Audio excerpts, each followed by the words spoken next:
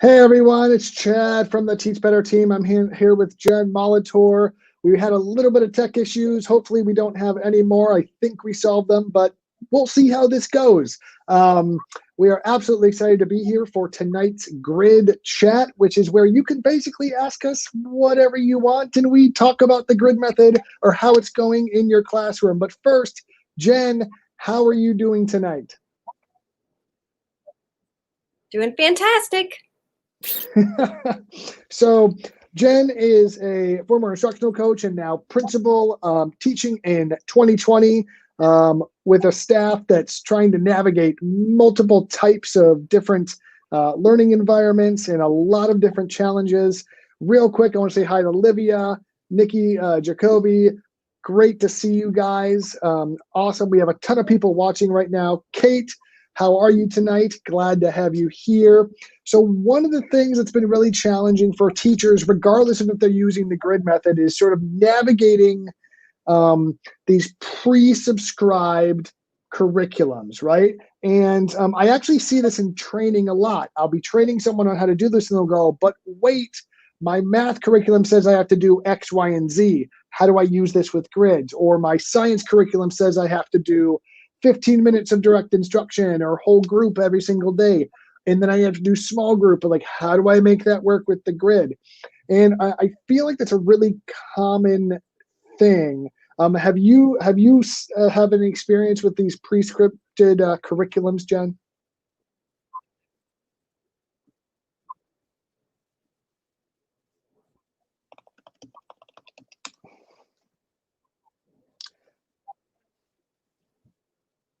So I think Jen's on a little bit of a delay. I don't know if she can hear me. Hopefully she can. But um, here's the thing. Um, a lot of these. Absolutely. Yeah, I mean, there are so many. Right now, we're working with a math program called Zern, and that's very scripted. There's also Success for All, and that's Mhm. another one that's really scripted. And then lots of Basils out there for reading. So there's a lot of different scripted curriculums out there. So I imagine a lot of listeners would find this helpful. Yeah, absolutely. So you named a few of them, and I've seen a lot of them myself as well.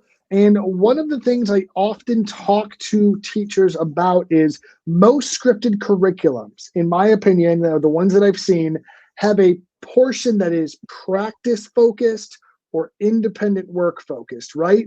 And a lot of people will say, how do I do all of this? I think Jen is not going to. All right. So I just lost Jen on the stream. Sorry, everybody. Hopefully she'll come back in a sec. I will bring her back if she comes back. But with these scripted curriculums, most of them have a independent practice or study session or independent time, even small group time. And a lot of people think, well, because of all this, I can't do the grid. And that's just not true. So there's two things I want to talk about here. One is most districts do not require that you do the scripted curriculum verbatim. So a lot of times they give teachers the freedom, and you can use the scripted curriculum as a template, as a tool, as a support. So easily you can create a grid pulling from what you can. And I know Jeff, I'm sorry. Jeff is stuck with just me. I apologize. I prefer it more with Jen too. I apologize, buddy. Esteban, great to see you from Spring, Texas. Awesome to see you here. Um, Absolutely. So I do want to let you guys know I can't see your name. So if you can put your name after your like a little dash and just your name. I have a Facebook user that thanked me for the quick help this week. I'm glad, but I don't know who you are. So just let me know. But with these scripted curriculums, and if you have other questions, please let me know as well. Please let me know as well. So with these scripted curriculums, okay,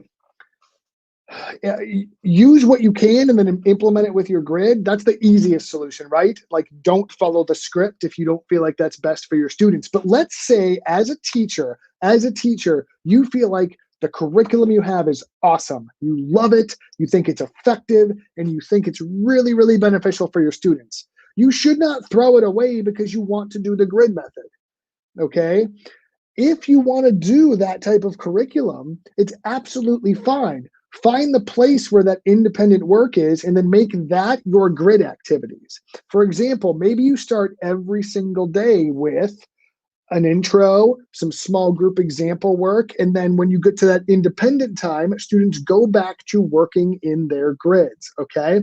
Because of that, now your independent practice time is self-paced, it's focused, and it's tiered, and it's differentiated. Versus everyone, because we talked about this today, is doing exactly what we talked about, okay? So that to me is the two things you can do with a scripted curriculum.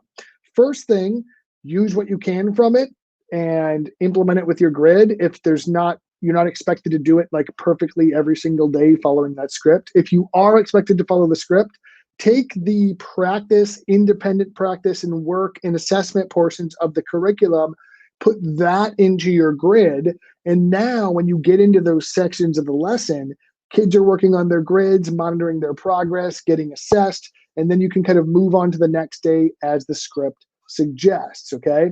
So you're still covering the material, doing the whole group activities or whatever that curriculum calls for, but then that independent practice becomes more personalized and more individualized. So we have a ton of people watching from all over the place right now. And right now, guys, is when you need to be asking questions. Michelle Kaysen, great to see you, by the way.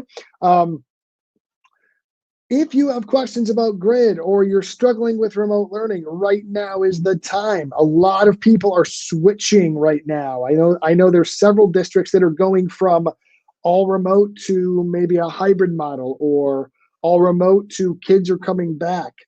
If you're running the grid properly, it shouldn't be a huge adjustment. However, it can be a little bit of an adjustment. So if you want to talk through any of those questions. So here is your chance. Maybe I'll do some wait time, all right? I'm going to wait and maybe not talk for a second and wait for a second. So I am looking at the chat. If you guys have questions, you can just post them in the chat. That's absolutely fine. That would be absolutely awesome. Another thing that came up this week, I was working with a teacher, and one of their big questions was, and they were just starting on this process. One of the questions was about their progress monitoring, sharing it with everybody.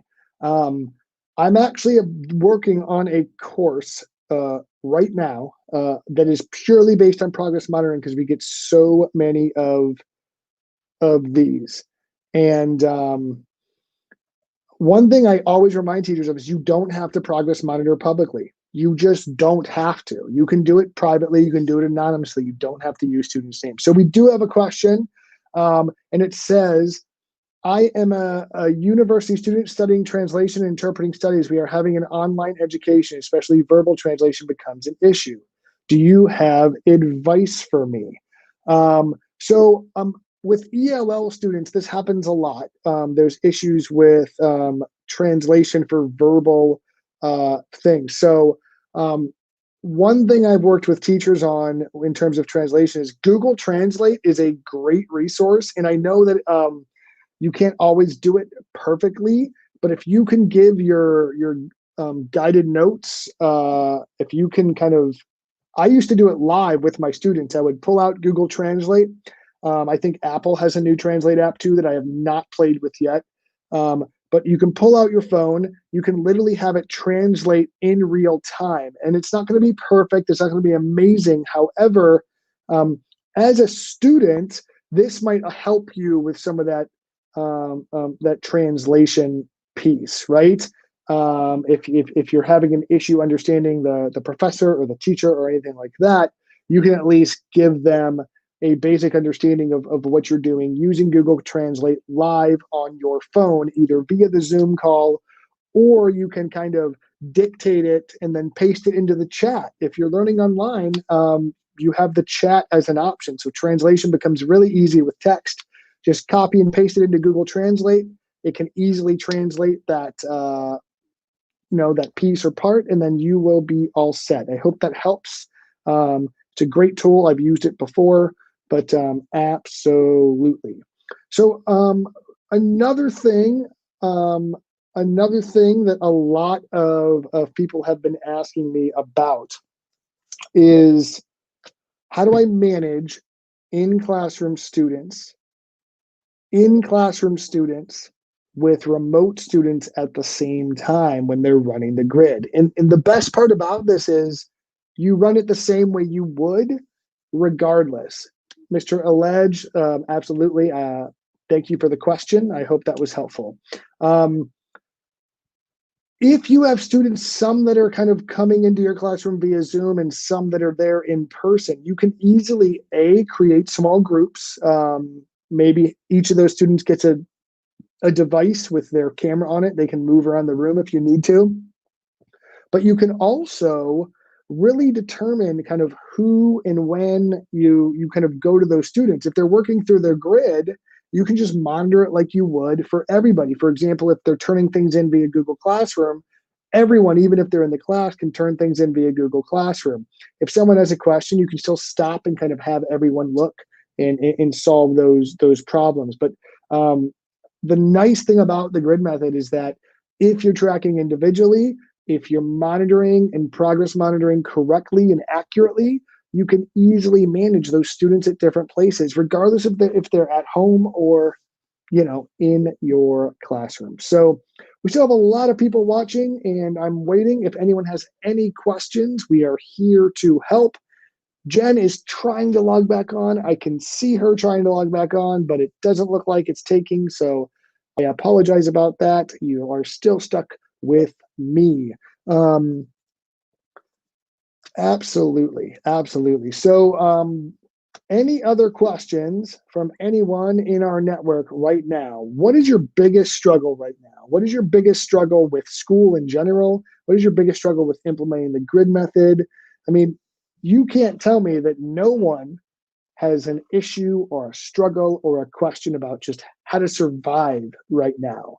I'm talking to teachers in districts across the country, and truly, a lot of teachers are just stressed out. A lot of teachers are barely making it through. And it's not an easy time, but it doesn't mean that we can't do this. I love personally taking teachers from I don't know what to do to I'm ready and I have a plan. And a lot of teachers, and one thing I want to talk about real quick is a lot of teachers are perfectionists at heart.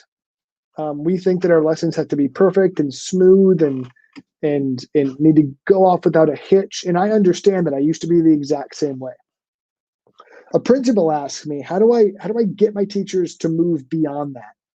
How do I get my teachers to stop basically worrying about everything and get to the daily work, right? Because they were so overwhelmed with all of the things they didn't have, all of the things that they didn't know, all of the things that they have to figure out. So I do have a question I'm going to get to in just a minute. But one of the things you can do as an educator that I'm going to tell every single person here is plan for what you have right now in this moment to create the best possible experience you can. Don't think about what you wish you could have or what you wish you had access to. I want you to make a list. What do I have right now? What can I do with it? How can I execute in the best way possible? If you do this, it will take you from worrying about the things you don't have to focusing on what you do have and how to move forward. So here's the question. The biggest struggle is when students are in different places on the grid. Some students are waiting until the last minute since other classes do not have mastery style grading.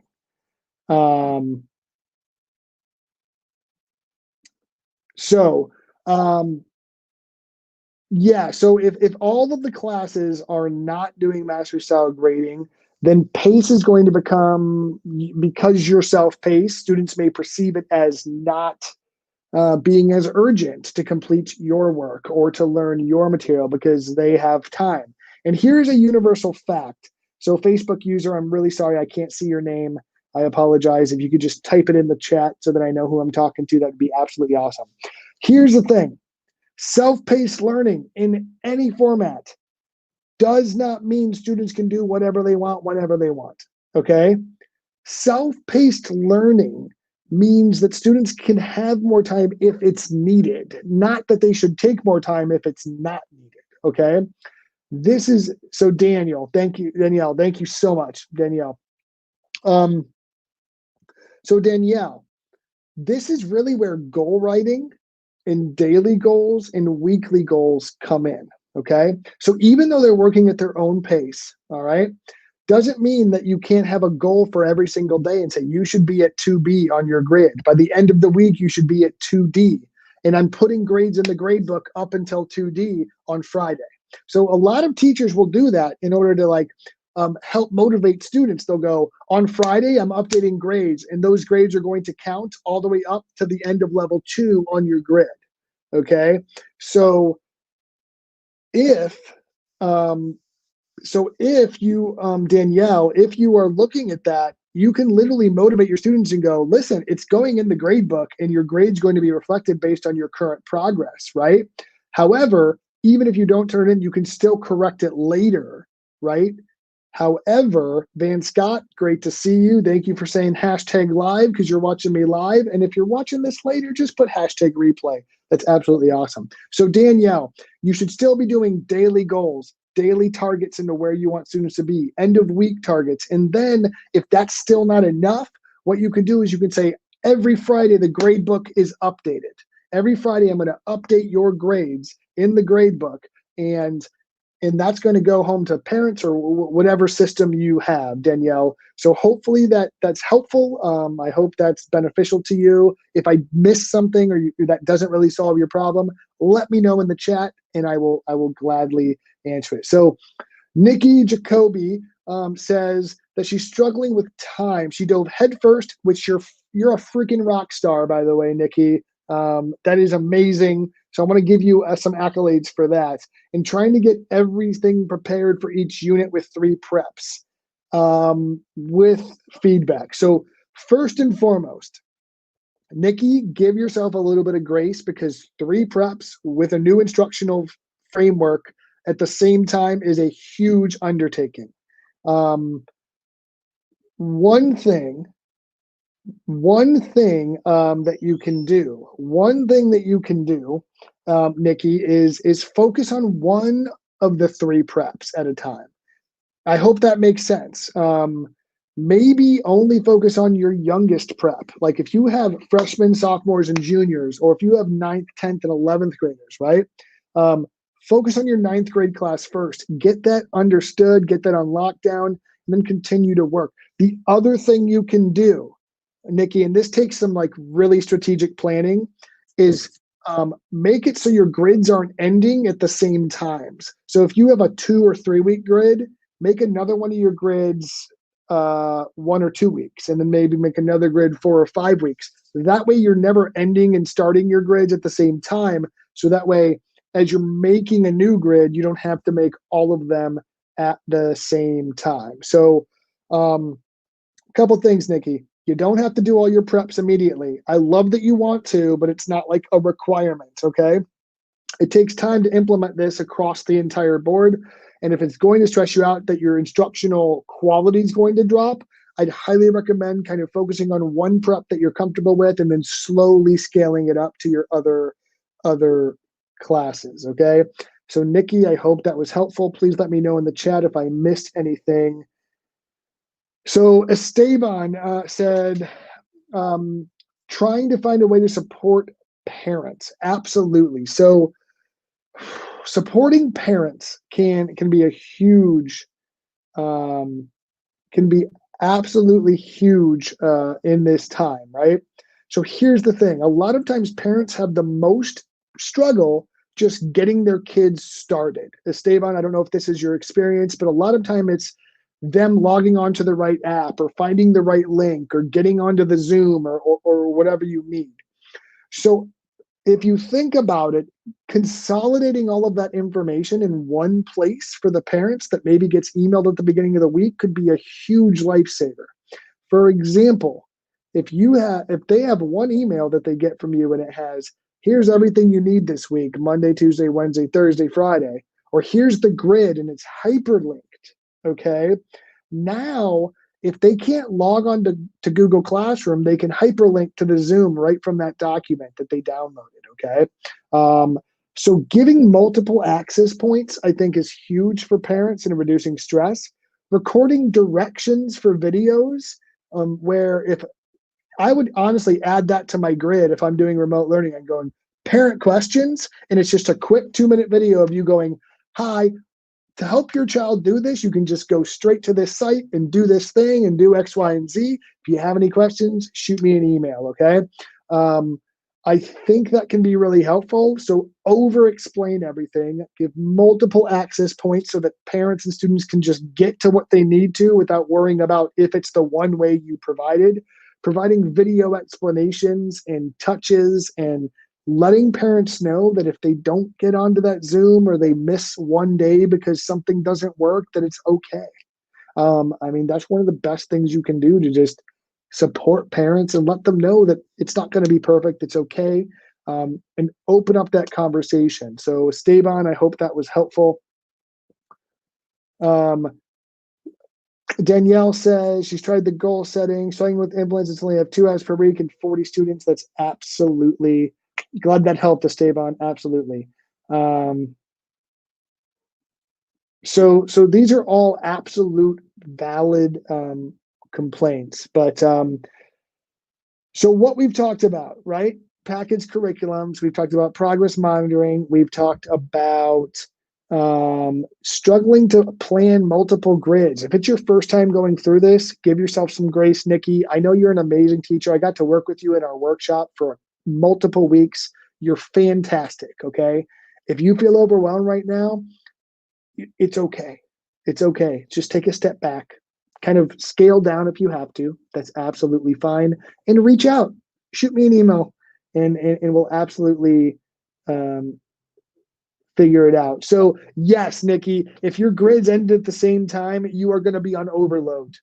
100% on overload. I never had to do 3 grids at the same time. I had to do 2 at the same time, but 3 is definitely going to be difficult. So Nikki, as your units kind of progress, just think through that. And I'm going to be honest with you.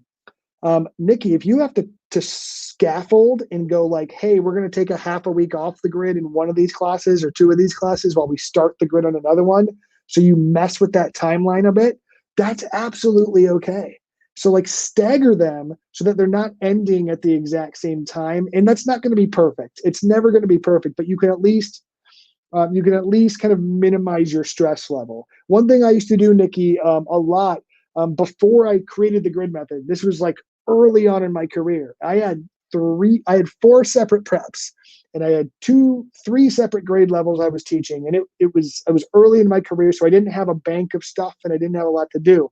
So something I would make sure is that I would try to run PBLs or projects with at least one of my classes all the time, or 2 of my classes all the time. So the projects would be running, and that could be the equivalent of a grid, while I was doing like kind of whole group or between project stuff with some of the other classes. So definitely a lot of options, but try to kind of logistically plan so you're not overstressing yourself.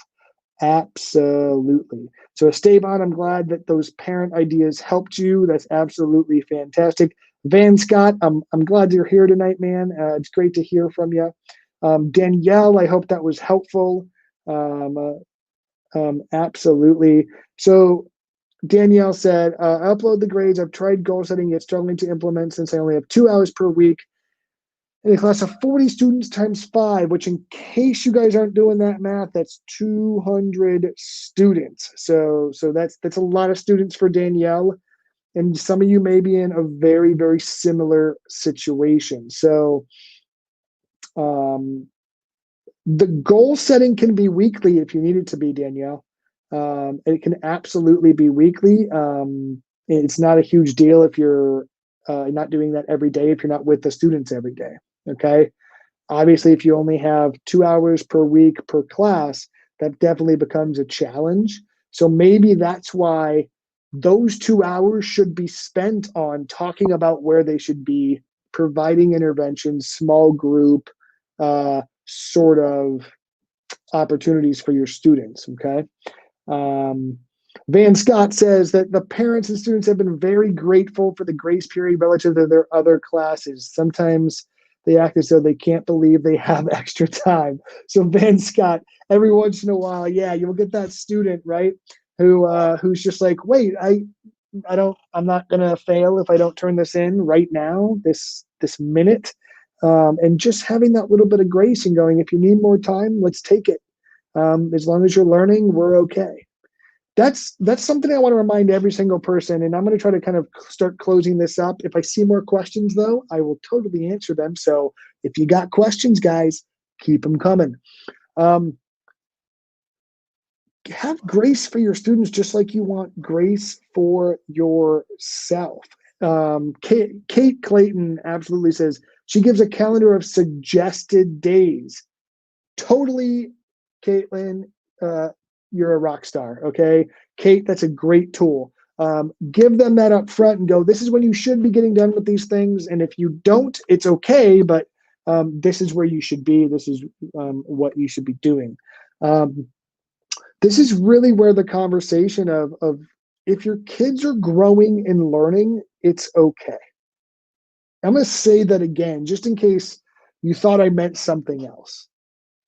If students are growing and they are learning in your class, you're doing a great job.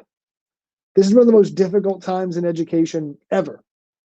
For every teacher, in every school, in every district, in the entire country, even internationally. We are not expecting that you're going to just figure all this out overnight. It's literally been 2 to 3 weeks for some people. Give yourself grace. If students, the only thing I want you to worry about is those students that are falling off the mat. If a student's working slower or not getting their things in on time, but they're still working, that's okay. If a student's not doing anything, if you haven't heard from them in a week, that's when I want you to worry about that student, okay? We have to have grace. We have to step back and go, it's okay. It's gonna be all right because we're in a pandemic and it's 2020 and it's the craziest time in education ever. That doesn't mean we don't have high expectations. That doesn't mean we don't have high expectations for ourselves and for our students. But it means we do also have to have grace. And you can have both of those things at the exact same time because you know what your capabilities are. You know what your students can do. So focus on their ability. So I have one that say, my kids are so confused with the self-paced aspect, the virtual and in-class. I never really had this problem. How do I drive the point across?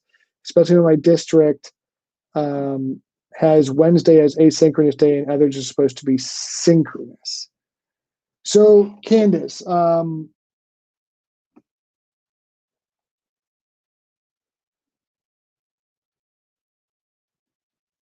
so let's break through this, Candace, and I'm going to need you to chat with me a little bit, just if that's okay, in the chat. Let me know if I'm kind of hitting this right. So you can still, in terms of synchronous and asynchronous, I don't really understand how anyone's teaching synchronously right now if you don't have control of your students all 5 days of the week. It doesn't make any sense to me. This whole idea that when students are with me, it's synchronous, and when they're not, it's asynchronous. That doesn't make any sense. Why not just be asynchronous all the time? That doesn't really gel with me, and it doesn't make sense. However, I understand that your students are confused. When you say you never really had this problem, what do you mean? That your students were confused about working at their own pace? Because Candace, I know you've used this before. We've had conversations. Do you mean they weren't confused before when you used the grid method, or they weren't confused before when you weren't using the grid method? Could you, Candace, if you could clarify that, I think I could answer your question a little bit better. What are they confused about, I guess, is my actual question. So if Candace, you could clarify that in the comments, that'd be awesome. And then I'm going to move on to the next question, and then when she clarifies, I will come back and answer that. I just want to make sure I'm hitting your question on the head there, Candace. Sorry about that. Nikki says, I hear that, Cam, or that Van. She feels like she's one of the more progressive teachers, and that the students were floored when she told them because they could reassess anytime or wait to take assessments until they were ready. Yeah, so sometimes doing awesome things can be surprising to students. Um, that's a positive in my opinion, right? So, Nikki, if you're giving students more time to prepare, they're going to be more successful. They're going to learn more. So, a lot of this is absolutely okay. So, Candace clarified, thank you so much. Normally they understand how to self-pace, and now they're in the mindset we need to be at the same place. I don't know why they're like that, Candace. The only thing you can do is kind of continue to build that rapport and set those systems, structures, and routines to facilitate.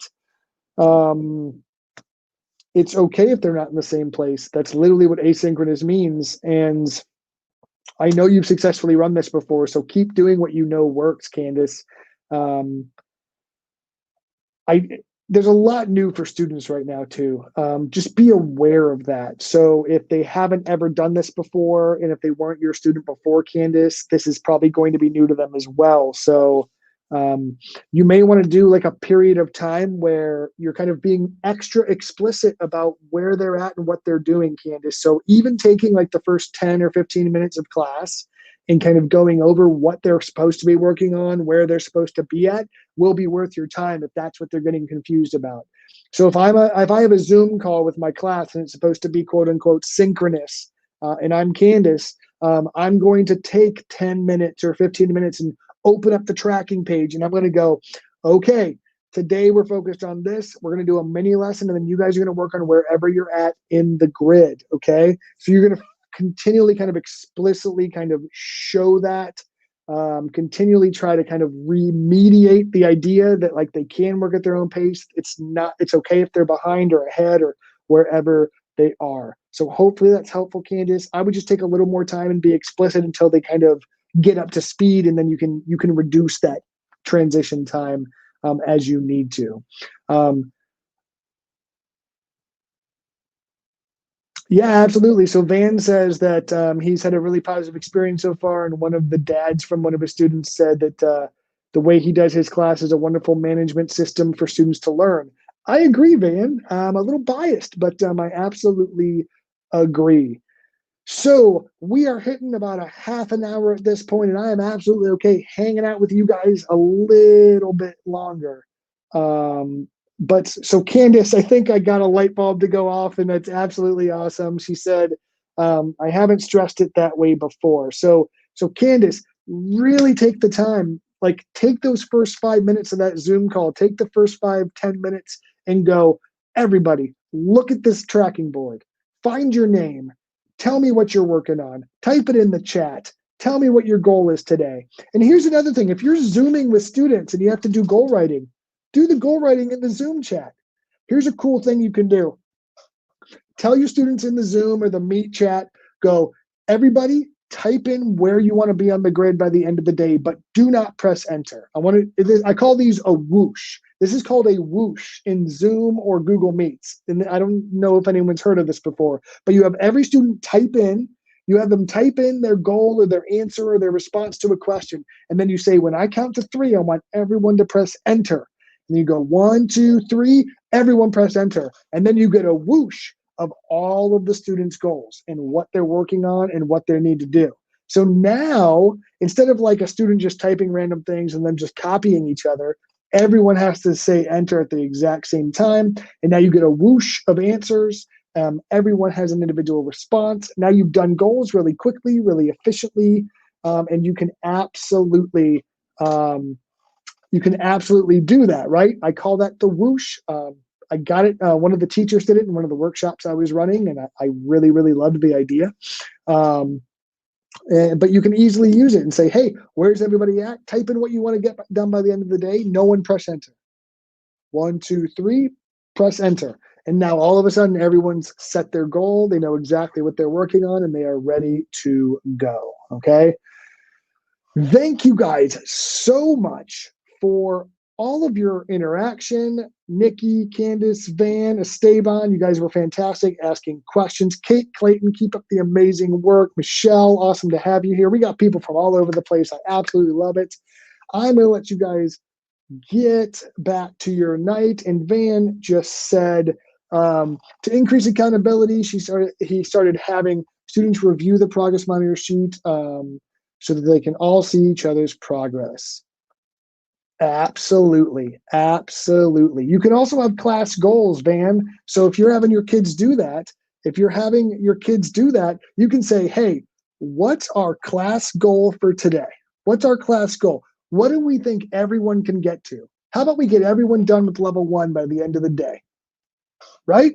Then the whole class is kind of coming together, helping each other out, trying to get everyone through that level 1, right? It becomes a collaborative, almost a little bit micro-competitive. Put your classes against each other. Which class is the farthest on the grid? Like, you can do things like that too. Lots of really cool things you can do. Have a leaderboard, right? Something I used to do for motivation, even in virtual, this is what you can do. Have your students get a point every time they turn in or master a learning opportunity on their grid. So if they move from 1A to 1B, they get a point. Then collect a class total of points. So class 1 gets a number of points, class 2 gets a number of points, and the class with the most points at the end of the week, maybe they win something. I don't know. You can use it to like compete the classes against each other.